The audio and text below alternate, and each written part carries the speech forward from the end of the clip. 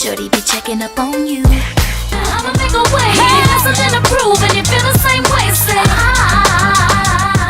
whatever you want, I got it. Whatever you need, that's me. But I'ma go ahead and do it. Just have fun. All of y'all bump the disc in your cars from AM to PM.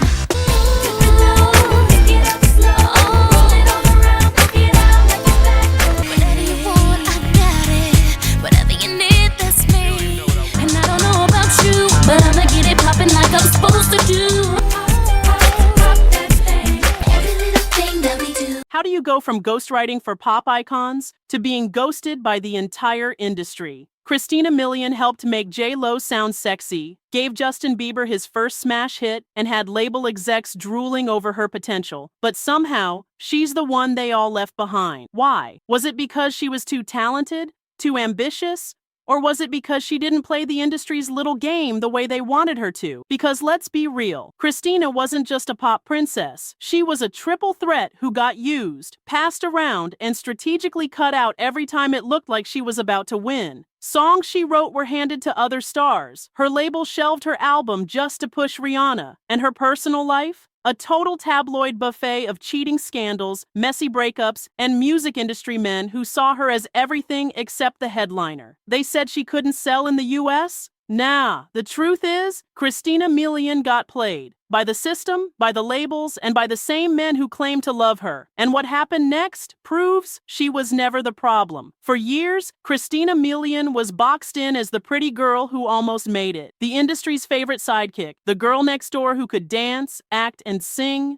but somehow never quite pop. They marketed her as a mini Britney, gave her Aaliyah-light styling, and threw her on pop tracks with zero intention of letting her lead. Why? Because to them, she was marketable, but not memorable. She was never supposed to be the star. People forget. Christina was already hustling in Hollywood as a teen, acting on sitcoms like Sister, Sister, navigating casting rooms that didn't know what to do with an Afro-Latina girl. She literally had to change her last name from Flores to Milian just to get callbacks, because she was too black for Latin roles and too Latina for black roles. Welcome to Hollywood. So when she transitioned to music, she was already 10 steps ahead of most of her peers, writing her own songs, working with top producers like Rodney Jerkins, and grinding behind the scenes. But the minute she got signed, the industry told her to sit pretty and smile. She was suddenly the cute urban pop girl, not the artist, not the visionary. And that's the thing nobody talks about. Christina wasn't a puppet. She wrote, she produced, she fought for creative control. But every time she pushed back, the industry pulled her back harder. Because to them,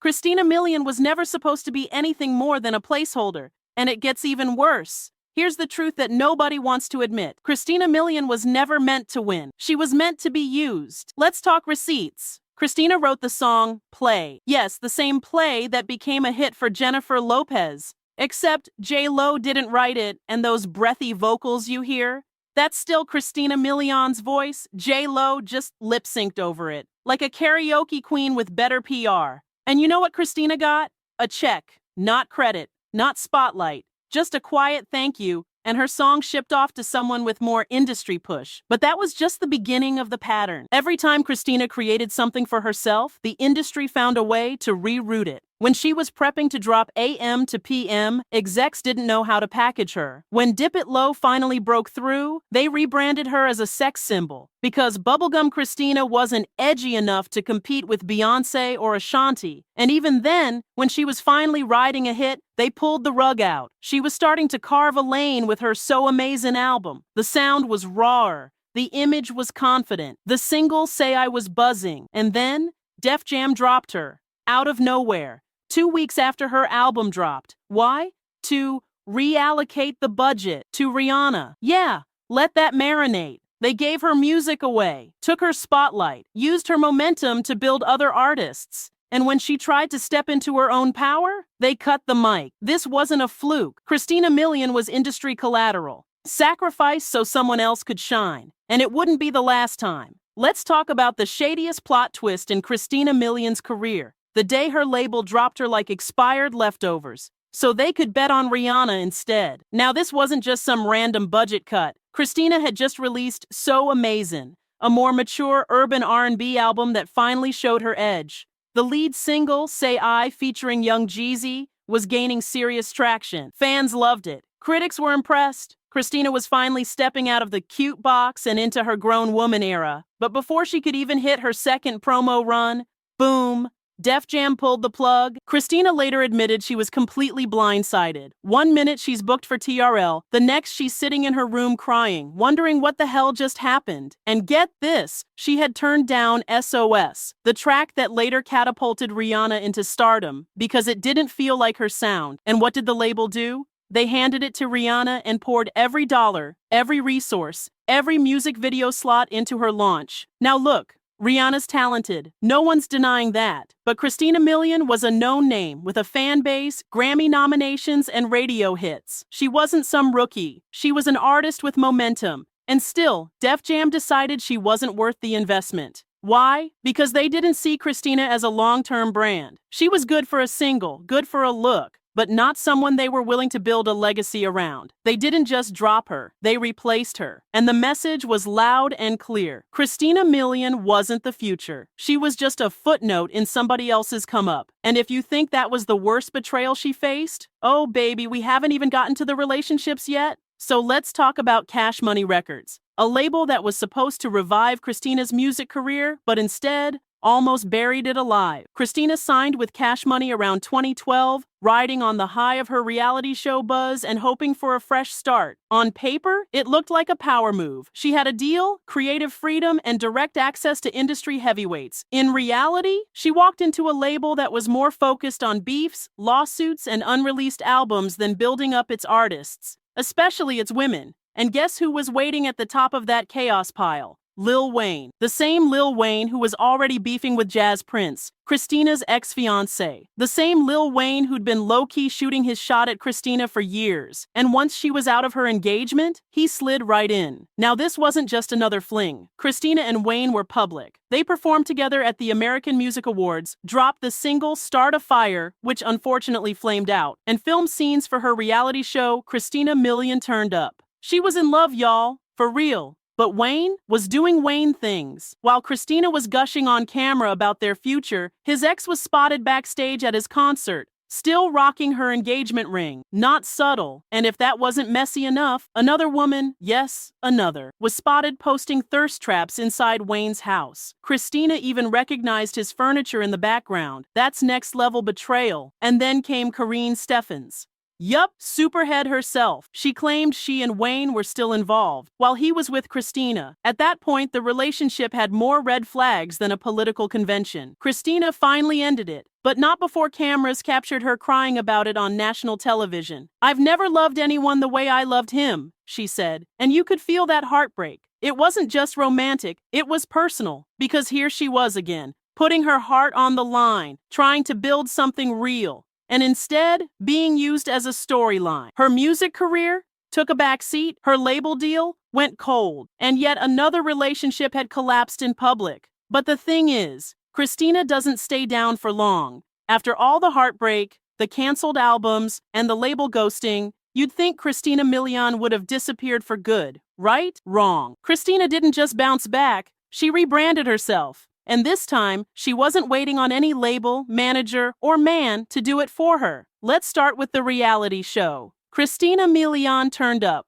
Airing on E!, it gave fans a raw, unfiltered look into her family, her motherhood journey, and yes, her messy breakup with Lil Wayne. Say what you want about reality TV, but that show reminded people she was more than a headline. It put her narrative back in her own hands. And while everyone else was arguing over chart placements, Christina was stacking quiet wins. She dropped new music, sure, including the 4U EP with songs like Do It, featuring Lil Wayne, Rebel, and Like Me with Snoop Dogg. But the real glow-up? Business. She launched the wine brand Viva Diva Wines, which became one of the fastest-growing Moscato brands in the U.S. And let's be clear, she wasn't just the face. She had equity. She opened a dessert business, Beignet Box, which started as a food truck and is now a brick-and-mortar spot pulling in crowds and celebrity customers. She also launched fashion lines, partnered with Z Rave, and co-founded a tech company with an automated messenger app. And if that wasn't enough, she made a killing acting, Netflix rom-coms, Christmas movies, and more. She even scored a deal with 50 Cent, starring in his crime drama The Oath, a far cry from her Disney Channel days. No label, no problem. Christina Milian became her own machine. She may not be trending on Billboard, but she's been trending in business meetings. And the real gag? She still looks 25 while doing it all. But the final twist? She found love where nobody expected, outside the industry altogether. So where's Christina Milian in 2025? Unbothered, unproblematic, and quietly thriving. While the industry played musical chairs with her career, Christina built her own stage. She's living in France with her husband, French pop star Matt Pokora, and they're raising a beautiful family together. No cheating scandals, no headlines, just peace, privacy, and purpose. She's had 2 kids with Matt and has been intentionally low-key. No more chasing chart placements or red carpets, just showing up when she wants to, on her terms. That alone is the biggest flex. Her estimated net worth in 2025 sits somewhere between $8 to $10 million. And that's not from touring or chasing features. It's from ownership. Christina's revenue streams are stacked. Wine, food, fashion, real estate, acting, voiceover work, tech ventures, and yes, royalties from the songs people still don't know she helped write. She's co-founded Beignet Box, a New Orleans-inspired food truck that went viral and turned into a celebrity favorite brand with physical locations in LA and beyond. She's still involved with Viva Diva Wines, one of the fastest-growing Moscato brands on the market. And yes, she owns equity. Then there's her acting bag, starring in multiple Netflix rom-coms, including a 3-film deal that quietly racked up millions of streams. She's also been producing and pitching shows behind the scenes, working closely with her husband Matt Pokora, the French music star she married in 2020, and raising their kids out of the Hollywood chaos. But here's the twist. Despite all this quiet success, some folks still question her industry connections. There are whispers that Christina might have been used as a placeholder, the talented girl who got sidelined so others could shine. And even now, when her name trends, it's often tied to who she used to date, not the empire she's quietly built. And let's be real, if Christina Milian was a white girl from Miami instead of an Afro-Latina who didn't fit the label image, would her career have looked a little different? That's not shade. That's the real question. And yet, even now, controversy follows her like a shadow. There are still whispers that she was blackballed early on, that certain execs never believed in her, that she was punished for being too in control of her own image. There are even fans who still side-eye the way Jennifer Lopez took her song and never gave her public credit, or how Def Jam invested millions in Rihanna right after dropping her. And there's this deeper conversation brewing about how Christina's Afro-Latina identity didn't fit the industry's outdated boxes. She was too ethnically ambiguous to market safely, but too black to be pushed as a Latinx star. So they let her do the work, then handed her shine to someone else. But here's the twist that nobody talks about. Christina Milian didn't fade away. She opted out. She stopped trying to fit into a system that never made room for her and built her own world instead. So when you think of Christina Milian, don't say she fell off. Don't say she couldn't keep up. Say what it really was. She was underestimated, undervalued,